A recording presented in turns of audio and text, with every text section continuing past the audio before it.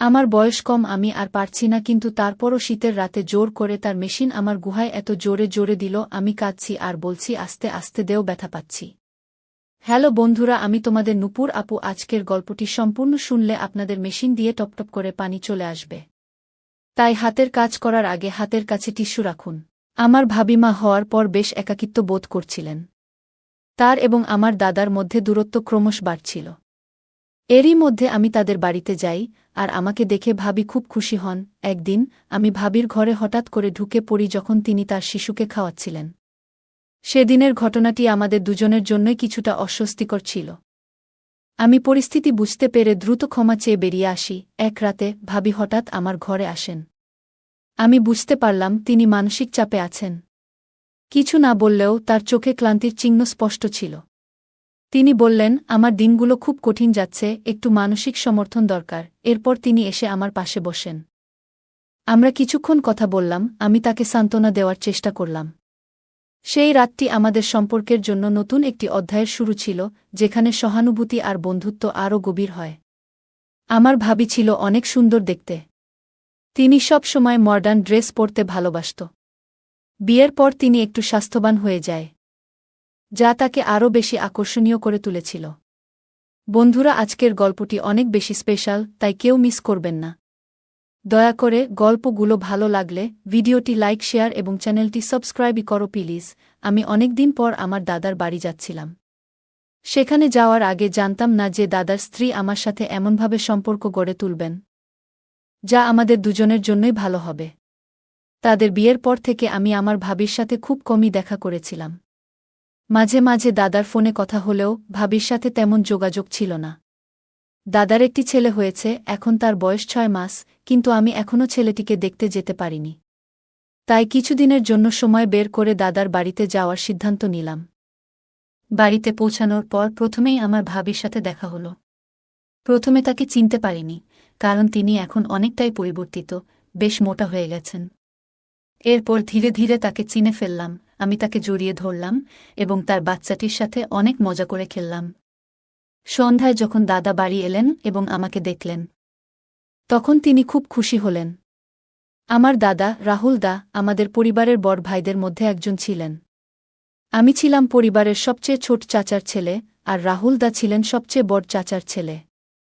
ছোটবেলায় রাহুল দা আমাকে অনেক ভালোবাসতেন, আর পরিবারের ছোট হওয়ায় সবাই আমাকে আদর করতেন।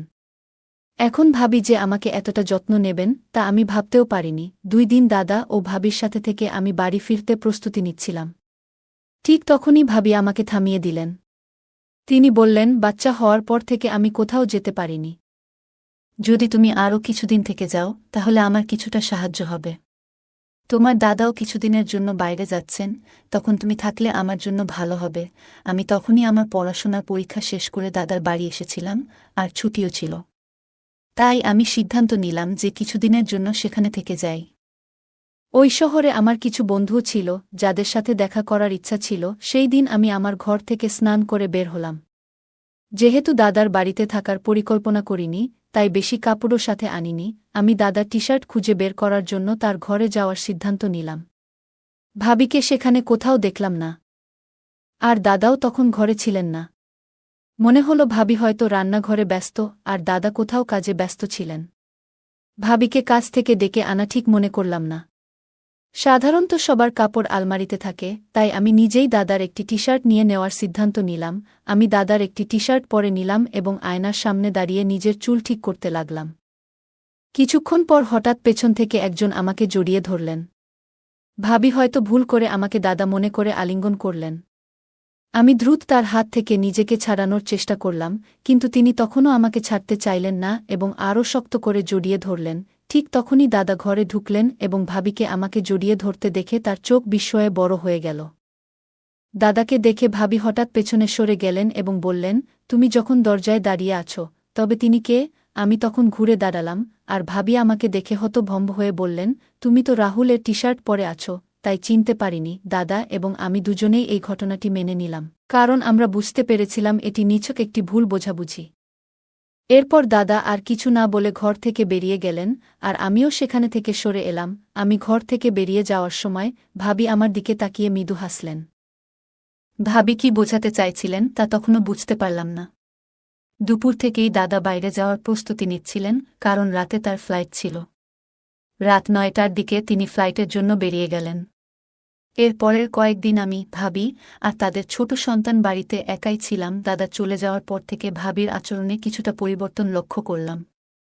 সেদিন রাতে তিনি বললেন বাচ্চাটি ঘুমাতে পারছে না, তাই তাকে আমার ঘরে নিয়ে এলেন। বাচ্চাটিকে আমার কোলে রেখে তিনি একটু কাজ সেরে আসবেন বলে চলে যান। কিছুক্ষণ পর বাচ্চার খেলনাটি হাত থেকে ফসকে মাটিতে পড়ে গেল। খেলনাটি তুলতে গিয়ে তিনি নিচু হলেন, আর তখন তার শাড়ির আঁচল সামান্য সরে গেল। কিন্তু আঁচল ঠিক করার চেয়ে তিনি খেলনাটি তোলার দিকে বেশি মনোযোগ দিলেন, যা দেখে আমি একটু অস্বস্তিতে পড়লাম। পরে তিনি খেলনাটি তুলে আঁচল ঠিক করে নিয়ে বললেন, আজ সারাদিন রাহুলের যাওয়ার প্রস্তুতিতে ব্যস্ত ছিলাম, খুব ক্লান্ত লাগছে। এখন একটু বিশ্রাম না নিলে ভালো লাগবে না। এখন স্নান না করলে আমার মনের প্রশান্তিও হবে না। তুমি কি একটু সময়ের জন্য তোমার ভাতিজাকে সামলাতে পারবে? আমি সম্মতি দিলাম, এবং ভাবি বাচ্চাটিকে রেখে স্নান করতে চলে গেলেন। আমি বাচ্চাটির সাথে খেলতে থাকলাম। কিছুক্ষণ পর বাচ্চাটি কান্না করতে শুরু করল। হয়তো ওর খিদে পেয়েছিল। আমি তাকে নিয়ে ভাবির ঘরে গেলাম, দেখলাম ভাবি চুল শুকাচ্ছেন। আমাকে দেখে তিনি বাচ্চাটিকে আমার হাত থেকে নিলেন। আমি ঘর থেকে বেরিয়ে আসতে যাচ্ছিলাম, ঠিক তখন ভাবি বললেন, আমার মাথা খুব ব্যথা করছে, মনে হয় না চুল ধোয়া উচিত ছিল। ভাবি মাথা ব্যথার কথা বললেন, তাই আমি রান্নাঘরে গিয়ে তার জন্য একটু আদা চা বানিয়ে নিয়ে এলাম। নিজের জন্য ১ কাপ বানালাম, কারণ চা আমার অনেক দিনের সঙ্গী। ডিগ্রি পড়ার সময় রাত জেগে পড়াশোনা করতাম, তখন থেকেই চা পানের অভ্যাসটা লেগে গেছে। ২ কাপ চা নিয়ে ভাবির ঘরে ফিরলাম। তখন দেখলাম ভাবি বাচ্চাকে খাইয়ে দিয়ে শুয়ে আছেন। হঠাৎ চোখে পড়ল তার গাউনের কিছু অংশ একটু সরেছে। আর আমি তৎক্ষণাৎ দৃষ্টি অন্যদিকে সরিয়ে নিলাম। ভাবি আমাকে বললেন, দেবরজি, তোমার চোখ ফিরিয়ে নেওয়ার কি দরকার? তখন আমি তাকে তার পোশাক সম্পর্কে বললাম। তিনি দ্রুত তা ঠিক করলেন। আমি তার দিকে তাকালাম, এবং কিছুক্ষণ আগের ঘটনা মনে পড়ায় একটু লজ্জা পেলাম। ভাবি কোনো দ্বিধা ছাড়াই আমার সাথে কথা বলতে শুরু করলেন। চায়ের কাপ হাতে নিয়ে বললেন, তোমার বানানো চা বেশ ভালো হয়েছে। মাথার ব্যথাও যেন সেরে গেছে। চা শেষ করে আমি কাপগুলো তুলে রান্নাঘরে রাখলাম, এবং তারপর নিজের ঘরে গিয়ে ঘুমিয়ে পড়লাম। পরদিন প্রতিদিনের মতো আমি সকালবেলা ঘরের বাইরে ব্যায়াম করছিলাম। সাধারণত ভাবি সকাল ৯টার দিকে ওঠেন, তাই আমি জানতাম তিনি এত সকালে বের হবেন না। আমি প্রতিদিন সকাল ৭টায় উঠে ব্যায়াম শুরু করি, এবং ৮টার মধ্যে শরীর ঘামে ভিজে যায়। হঠাৎ ৮টার সময় ভাবি তার ঘর থেকে বেরিয়ে এলেন। আমাকে এক্সারসাইজ করতে দেখে বললেন, তুমি তো এত ফিট আছো, আমাকে কখনো এক্সারসাইজ করার পরামর্শ দাওনি কেন? বাচ্চা হওয়ার পর থেকে আমার শরীরের অবস্থা খারাপ হয়ে গেছে। আমি হেসে বললাম, কোনো সমস্যা নেই, তুমি আজ থেকে আমার সাথে ব্যায়াম করতে শুরু করো। তারপর ভাবি শার্ট ও প্যান্ট পরে এলেন, যাতে তাকে একটু অন্যরকম লাগছিল। আমি নিজেকে সামলে নিলাম এবং ভাবিকে ব্যায়ামের ধাপগুলো শেখাতে লাগলাম। এইভাবে আমাদের মধ্যে কথাবার্তা আরও বেড়ে যেতে লাগল। মাঝে মাঝে ভাবি হঠাৎ দুপুরে আমাকে তার ঘরে ডেকে পাঠাতেন, যাতে তিনি কোনো সাহায্য বা পরামর্শ নিতে পারতেন। এরপর একদিন আমার এক বন্ধুর ফোন এলো, যে এই শহরেই থাকত। তাকে বললাম যে আমিও এই শহরে আছি, এবং সে আমাকে দেখা করতে জোর করতে লাগল। যখন আমি বন্ধুর সাথে ফোনে কথা বলছিলাম, ভাবি আমার পাশেই বসেছিলেন। আমি বাইরে যাওয়ার কথা বলতেই তিনি আমাকে থামিয়ে বললেন, এখন তো আমরা দুজনই বাড়িতে আছি, তাই তুমি তোমার বন্ধুকে এখানে ডাকো। আমি তোমাদের জন্য ভালো কিছু খাবার তৈরি করব। আমি আমার বন্ধুকে বাড়িতে আসার জন্য ঠিকানা দিলাম, এবং ভাবি সেদিন আমাদের জন্য নিজ হাতে খুব সুন্দর কিছু খাবার তৈরি করলেন। আমার বন্ধু সুনীল এলে ভাবি তার সঙ্গে বেশ ভালোভাবে কথা বললেন। কিন্তু সুনীল চলে যাওয়ার পর ভাবি বললেন, তোমার এই বন্ধুকে ভালো লাগেনি। তার চোখের দৃষ্টি কিছু ঠিক ছিল না। মহিলারা পুরুষদের দৃষ্টিভঙ্গি ভালোভাবে বুঝতে পারেন, আর ভাবি হয়তো সঠিকভাবেই সেটা ধরতে পেরেছিলেন। আমি ভাবিকে আশ্বস্ত করলাম, ঠিক আছে, আজ থেকে আমি তার সাথে শুধু বাড়ির বাইরে দেখা করব। আর কখনো তাকে বাড়িতে ডাকব না। সেই রাতেই বাচ্চাটি খুব কান্নাকাটি করছিল, আর ভাবিও বেশ ক্লান্ত লাগছিলেন।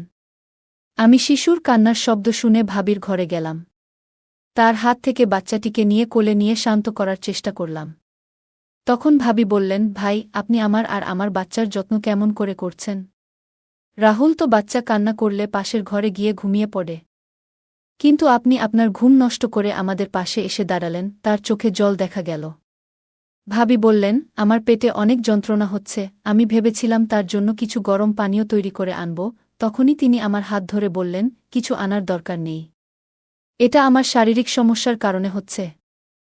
এবং আগামী কয়েকদিন এমনটাই চলবে। ভাবি হঠাৎ করে তার মাথাটা আমার কাঁধে রাখলেন। আমি বুঝলাম, সম্ভবত তিনি বেশ ক্লান্ত আর অসুস্থ বোধ করছেন। বাচ্চাটাও তাকে সারাদিন বিরক্ত করেছে।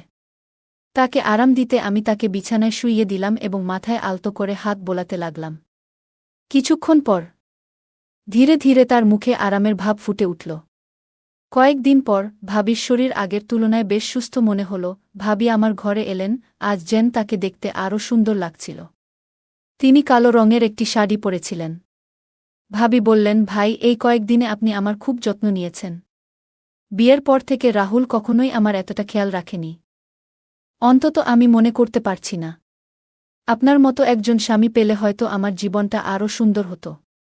কিন্তু কি করব, আমার ভাগ্যই খারাপ। আমি ভাবলাম, অনেক মহিলাই তাদের স্বামী সম্পর্কে অভিযোগ করেন, হয়তো ভাবিও তেমনি কিছু বলছেন।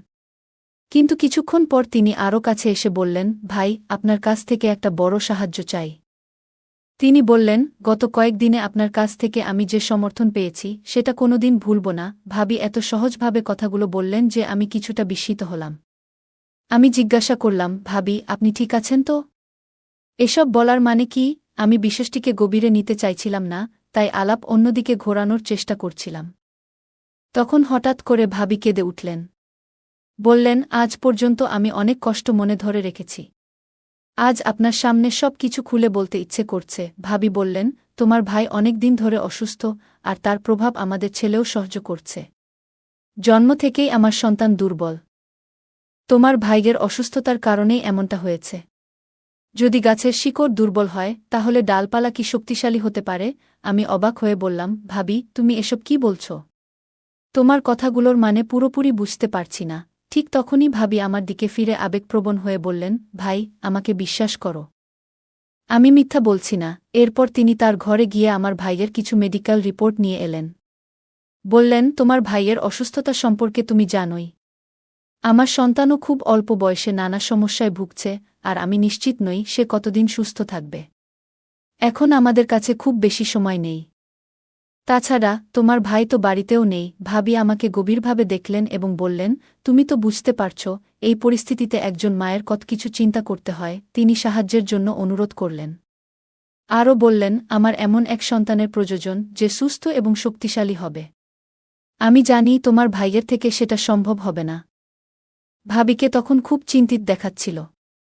আমি একবার তাকিয়ে দেখলাম, তার মধ্যে এক ধরনের বিশেষ কিছু ছিল, যা আগেও আমার মনে কল্পনা এসেছে। যেন তিনি একজন খুবই সুন্দর এবং গুণী মহিলা আমার সামনে দাঁড়িয়ে আছেন। আমি মনে করলাম, এই সময়ে তাকে মানসিকভাবে সাহায্য করা দরকার, এবং তাই তার পাশে থাকার সিদ্ধান্ত নিলাম। আমরা সেই রাত কিছুক্ষণ কথা বললাম, একে অপরকে বুঝতে চেষ্টা করলাম। ঠিক তখন পাশের ঘর থেকে শিশুর কান্নার আওয়াজ পেলাম। আমরা দুজনেই শিশুটির যত্ন নিতে উঠে গেলাম, কিন্তু আমার মনে হচ্ছিল এটা ঠিক হবে না। তাই আমি ভাবিকে বললাম যে সে যেন বাচ্চার দিকে একটু নজর রাখে। এরপর আমি গভীর ঘুমে ঢলে পড়লাম। যখন ঘুম ভাঙল তখন সকাল হয়ে গেছে। আমি ঘুম থেকে উঠে দেখি ভাবি আমার পাশে বসে আছেন। তিনি এখনও সেই একই নাইট ড্রেসে ছিলেন। মনে হলো তিনি রাতে একটুও ঘুমাননি, কারণ আমি উঠতেই ভাবি আমার সামনেই আছেন। তিনি হেসে বললেন, ভাইজা, আপনি তো আমাকে ভালোভাবেই বোকা বানালেন। আপনি রাজি বলার পরেও সরাসরি ঘুমিয়ে পড়লেন। আমি তখন তাকে আলতো করে বললাম, আমাদের জন্য সময় আছে, মাত্র একটা দিন নয়, সামনের 15 দিন আমাদের জন্যই রয়েছে। মনে রেখো, আমরা একে অপরের পাশে আছি। ভাবি নিজে থেকেই আমার দিকে এগিয়ে এসেছিলেন, তবে আমি বুঝেছিলাম এর আগে আমাকে কিছু মানসিক প্রস্তুতি নিতে হবে, কারণ এই অভিজ্ঞতা আমার জন্য নতুন ছিল। সেই দিন আমি সেলুনে গিয়েছিলাম এবং পথে আমার এক বন্ধুর কথা মনে পড়ে। সে বরাবরই মেয়েদের ব্যাপারে বেশ অভিজ্ঞ ছিল, সবসময় কাউকে না কাউকে ইমপ্রেস করার চেষ্টা করত। ভাবির সঙ্গে দেখা করার আগে আমি তার কাছ থেকে কিছু পরামর্শ নিলাম।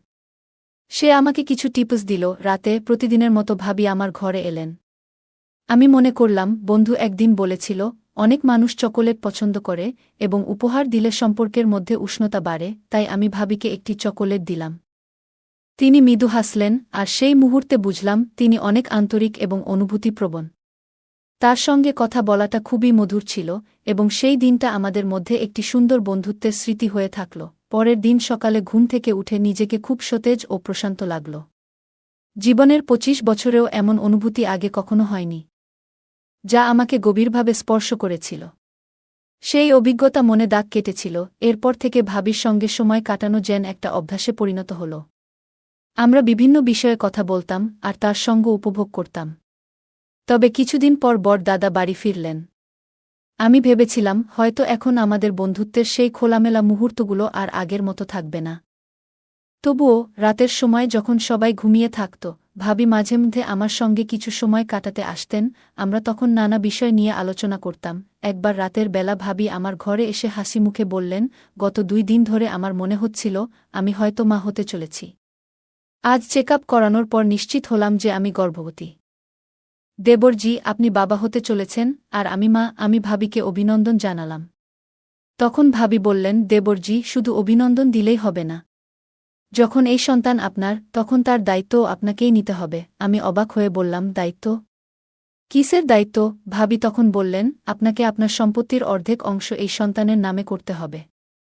ভাবির কথা শুনে যেন আমার পায়ের নিচ থেকে মাটি সরে গেল। আমি বললাম, ভাবি, আপনি কি বলছেন? আমার নামে তো ১ টাকাও নেই। ভাবি কিন্তু আমার কথা মানতে রাজি নন। তিনি বললেন, আপনি যতই অস্বীকার করুন, আমি জানি আপনার নামে কত সম্পত্তি আছে। যদি আপনি আমার কথা না মানেন, তবে আমাকে সবকিছু আপনার দাদাকে জানাতে হবে। এরপর আপনার পরিবারের সামনে কিভাবে বদনাম হবে, তা আপনি নিজেই দেখবেন। আমি বললাম, ভাবি, আপনি এই বাড়িতে মাত্র ২ বছর আগে এসেছেন।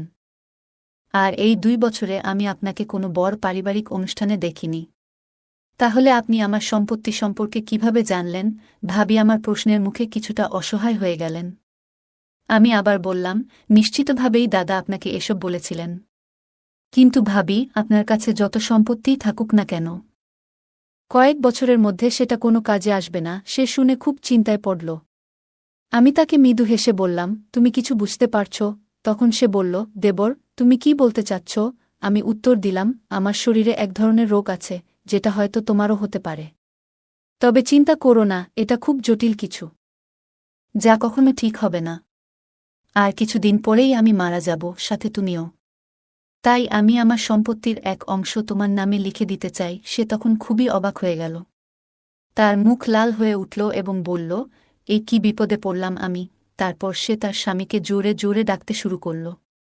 দাদা সঙ্গে সঙ্গে ঘরে চলে এলো, যেন বাইরে দাঁড়িয়ে সবকিছু শুনছিল। তখন ভাবি তার স্বামীকে বলল, আমি সম্পত্তির জন্যই তোমার ভাইয়ের কাছে এসেছিলাম। কিন্তু আমি জানতাম না যে তার শরীরে এই ধরনের সমস্যা রয়েছে। এখন আমাকে কি করতে হবে? এরপর দাদা আর ভাবির মধ্যে তর্ক শুরু হয়ে গেল। আমি সব বুঝতে পারছিলাম যে ভাবির পরিকল্পনাটি সঠিকভাবে সফল হয়নি। ভাইয়ের সাথে ভাবির প্রথম পরিচয় এবং এরপর যা ঘটেছিল, সবকিছুই এখন পরিষ্কার হয়ে গেল। সে খুব লোভী, আর সেই কারণেই ভাইয়া তার থেকে দূরে সরে গিয়েছিল। তার স্বার্থ ছাড়া সে কারো কাছে আসে না। রাহুল ভাই আমাকে শুধু ভাবির ব্যাপারে সতর্ক করেছিল। কিন্তু সেদিন রাতে দাদার আসল চেহারাটাও আমার সামনে উন্মোচিত হল। তারা দুজন মিলে আমাকে ঠকিয়ে আমার সম্পত্তি হাতিয়ে নেওয়ার পরিকল্পনা করেছিল। আমি দাদাকে বললাম, দাদা, তুমি এতটা নিচে নামতে পারবে, তা আমি ভাবতেও পারিনি। তুমি কিভাবে তোমার স্ত্রীকে অন্য পুরুষের সঙ্গে সম্পর্ক রাখতে দাও? শুধু টাকার জন্য তুমি নিজের ভাইয়ের সঙ্গে প্রতারণা করছ। আমি ভেবেছিলাম আমার দাদা এখনও আমাকে নিঃস্বার্থভাবে ভালোবাসে। কিন্তু আমি ভুল ছিলাম। আমার কথা শুনে দাদা চুপচাপ মাথা নিচু করে দাঁড়িয়েছিল। আর ভাবির চোখে তখন জল। আমি তখন ভাবিকে সত্যিটা জানিয়ে দিলাম। আমি বললাম, ভাবি, তোমার চিন্তা করার দরকার নেই। আমার কোনো গোপন রোগ নেই, আর আমি তোমার সঙ্গে কিছুই ভুল করিনি। যখন তুমি আমার কাছে আসতে, আমি তোমাকে চকোলেট খেতে দিতাম, যাতে ঘুমের ওষুধ মেশানো ছিল। তুমি যখন ঘুমিয়ে পড়তে, আমি ঘর থেকে বেরিয়ে যেতাম। যদি তুমি আমার কথা বিশ্বাস না করো, তাহলে সেই গোপন ক্যামেরার ফুটেজ দেখে নাও, যেটা তুমি আমার উপর নজর রাখার জন্য বসিয়েছিলে। সবকিছু পরিষ্কার হয়ে যাবে। এরপর দাদা ও ভাবি আমার কাছে ক্ষমা চাইতে শুরু করল। কিন্তু তাদের ক্ষমা করার মতো আমি আর কোনো ইচ্ছা রাখিনি। তারা যা পরিকল্পনা করেছিল তা আমাদের পরিবারেও ছড়িয়ে পড়েছিল এবং সবার সঙ্গে তাদের সম্পর্ক ভেঙে গেছে। এখন তারা একেবারে একা হয়ে গেছে, তাদের কর্মের ফল ভোগ করছে। বন্ধুরা, আজকের দিনে মানুষ তার নিজের রক্তের সম্পর্ককেও ভুলে যাচ্ছে শুধুমাত্র টাকার জন্য। সত্যিই কি টাকা সম্পর্কের চেয়ে বেশি মূল্যবান হয়ে গেছে? গল্পটা কেমন লাগলো জানাতে ভুলবে না। আরও মজার মজার রোমান্টিক গল্প শুনতে চাইলে ভিডিওটি লাইক, শেয়ার এবং চ্যানেলটি সাবস্ক্রাইব করতে এবং বেল আইকনটি ক্লিক করতে ভুলবে না। ধন্যবাদ।